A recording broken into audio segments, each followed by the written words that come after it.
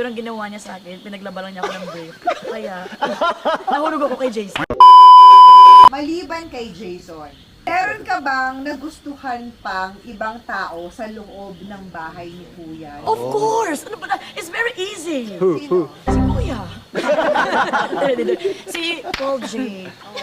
Tell us about it. Kasi si Paul J, kasi may-ari kasi siya ng alcohol. At saka yung liniment. Liniment koan. So talagang taranagat ko na parang feeling ko ako si Vivian ng Lovers in Paris. Tapos siya ang parang may-ari, tapos may in love niya sa akin.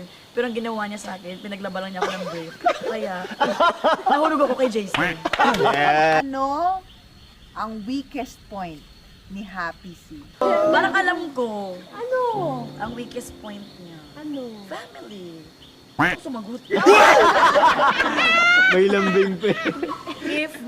If your effort not being, hindi ko na kaya English yan. Yung makita mo sa tao na hindi siya masaya dun sa kuan, sa effort. Sa na effort ginagawa ko. mo. Yun yung weakness ko? Oo. Kasi yung parang ginawa mo na masaya, ay ginawa mo naman yun sa kanya, pero siya pala, hindi na siya masaya. So, that's my weakness. Nakakayo.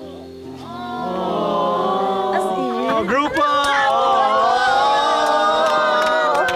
We appreciate